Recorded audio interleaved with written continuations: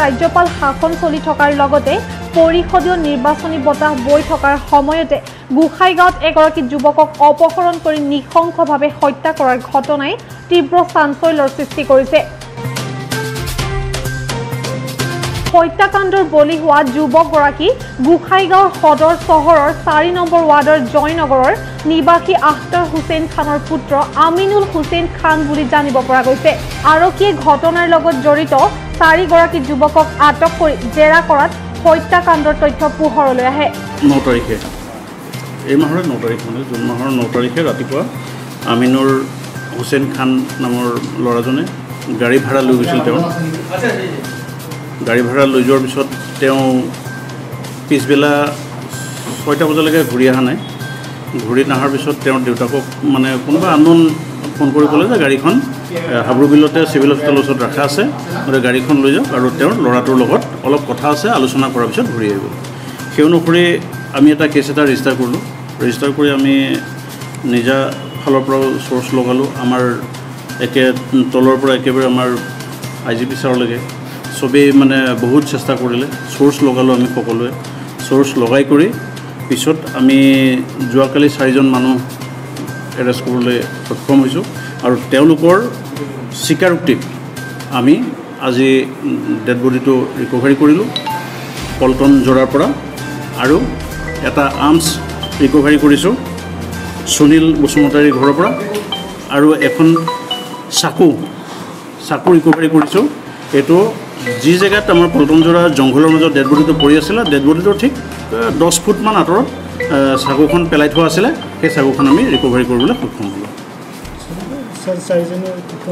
হয়, আমি এই সংক্ৰান্তে আমি 4জন মানুহক মানে গ্ৰেপ্তাৰ কৰিছোঁ। তেওঁলোক হ'ল চালু মাৰাক, কপিল ব্ৰহ্ম, অক্ষয় চাংমা, সুনীল বসুমতাৰী। নাই, এওঁলোক কোনো সংগঠনৰ লগত জড়িত নাই। এওঁলোক মিছক্ৰিয়েণ্টে, মিক্স মানুহ, মানে এটা জাতি বা এটা হেৰি বুলি নহয়। বড়ো মানুহো আছে, গাৰো মানুহো আছে, ৰাভা মানুহ আছে, মিক্স মানুহ। এওঁলোক কোনো সংগঠনৰ হেৰি নহয়। এওঁলোকৰ এতিয়া ইয়াৰ আগত ৰেকৰ্ড আছেনে নাই আমি এতিয়া বিচাৰিব লাগিব। আমি যোৱাকালি ধৰিছোঁহে, গতিকে আমি যিটো আৰু ভৱিষ্যত ইনভেষ্টিগেশ্যন কৰিম তেতিয়াহে আমি ক'ব পাৰিম যে আৰু এওঁলোক কিবা কিডনেপিং বা অন্য কেছৰ লগত জড়িত আছে নেকি। জানিব পৰা মতে নিজৰ AS16B 5070 নম্বৰৰ A-Star গাড়ীখন চলাই জীৱিকা নিৰ্বাহ কৰা যুৱকগৰাকী যোৱা 5 জুনত মাৰুতি ষ্টেণ্ডত যোৱাৰ পাছতেই এগৰাকী যুৱকে ভাড়া কৰি লৈ যায়। দিনটো যুৱকগৰাকীৰ কোনো খবৰ নাছিল যদিও সন্ধিয়া এটি অজ্ঞাত নম্বৰৰ পৰা তেওঁৰ পিতৃৰ মোবাইলত ফোন আহে যে তেওঁলোকৰ গাড়ীখন সদৰ চহৰৰ সংলগ্ন হাব্ৰুবিলস্থিত RNB চিকিৎসালয়ত আছে। সেইমতে আমিনুলৰ পিতৃয়ে হাব্ৰুবিলত উপস্থিত হৈ গাড়ীখন নিজ গৃহত আনি সকলো ঘটনাৰ বিষয়ে আৰক্ষীক অৱগত কৰে। আৰক্ষীয়ে ঘটনাৰ তদন্ত আৰম্ভ কৰাৰ সময়তে অপহৰণকাৰীয়ে পৰিয়ালক ফোন কৰি 15 লাখ টকা দাবী কৰে। পৰিয়ালৰ লোকে উক্ত ধনৰাশি দিবলৈ অপৰাগ বুলি প্ৰকাশ কৰাৰ পিছত মুক্তিৰ বাবে 4 লাখ টকা বন্দবস্ত হয়।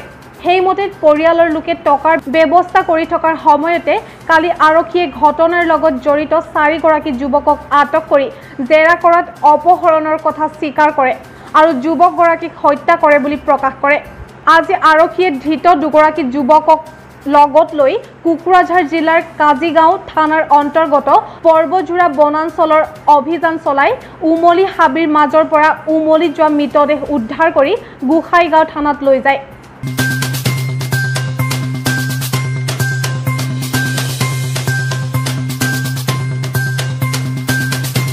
ইপিনে ঘটনাৰ খবৰ পোৱাৰ লগে লগে তেওঁৰ গৃহত কান্দোনৰ ৰোল উঠে।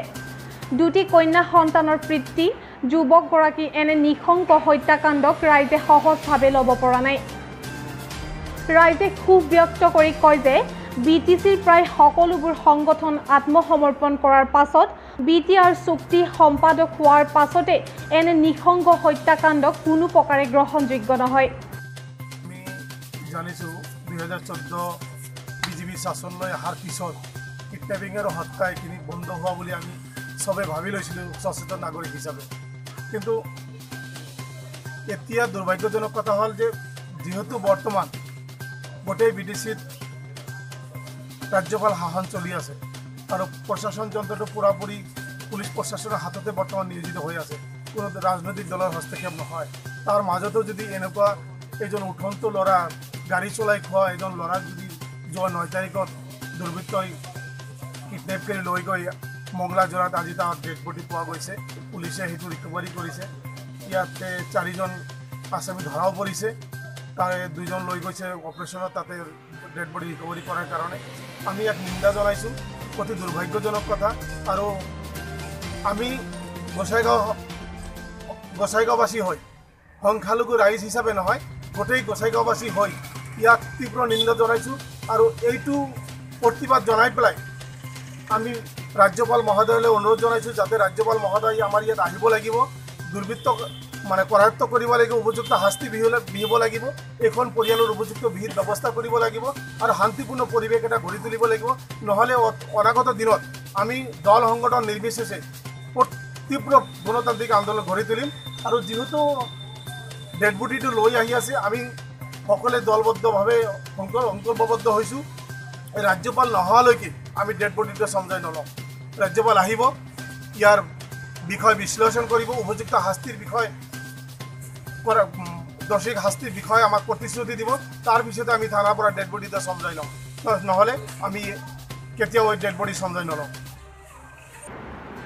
আৰক্ষীয়ে আটক কৰা যুৱক 4গৰাকী ক্ৰমে কাজিগাঁও থানাৰ অন্তৰ্গত মাগুৰমাৰী গাঁৱৰ অক্ষয় চাংমা বগৰীবাৰী থানাৰ অন্তৰ্গত মাটিয়াঢল গাঁৱৰ 16 মাৰাক কপিল ব্ৰহ্ম আৰু সুনীল বহুমতাৰী বুলি চিনাক্ত কৰিছে আৰক্ষীয়ে যুৱক 4গৰাকীৰ পৰা এটা 765 mm এটি পিস্তল উদ্ধাৰ কৰে উক্ত ঘটনাক তীব্ৰ ভাষাৰে গৰিহণা দিয়াৰ লগতে মৃতকৰ পৰিয়ালৰ ক্ষতিপূৰণ দিয়াৰ লগতে প্ৰকৃত দোষী কৰায়ত্ব কৰিব নোৱাৰিলে আমচুৱে তীব্ৰ আন্দোলন গঢ়ি তুলিব বুলি আমচুৰ উপসভাপতি ৰফিকুল ইছলামে হুংকাৰ দিয়ে ইউনিয়নৰ ফালৰ পৰা এটা কথাই ক'ম যি সময়ত আপোনালোকে গোটেইখিনিয়ে বা আমাৰ BTC ৰাইজে আপোনালোক মিডিয়াসকলে গম পায় যে বৰ্তমান অৱস্থাত কিন্তু আমাৰ ইয়াত কোনো ধৰণৰ চৰকাৰ নাই যি সময়ত ৰাজ্যপালৰ নেতৃত্বত BTCখন চলি আছে সেই সময়ত এনেকুৱা ধৰণৰ অপহৰণ কাৰ্য আৰু অৱশেষত সেই অপহৰণ কৰা ব্যক্তিজনক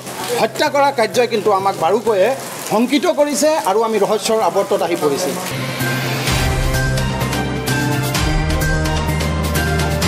Bureau Report, Channel Northeast.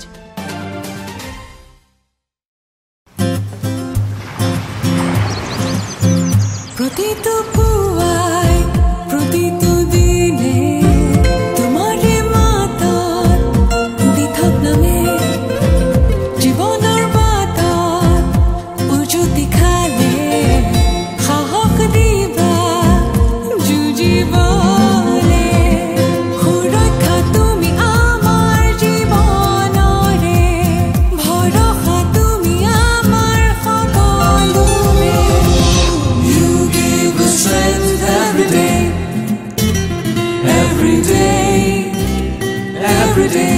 Everyday Salt, উত্তৰ পূবৰ সৰ্বাধিক বিক্ৰীত ব্ৰাণ্ড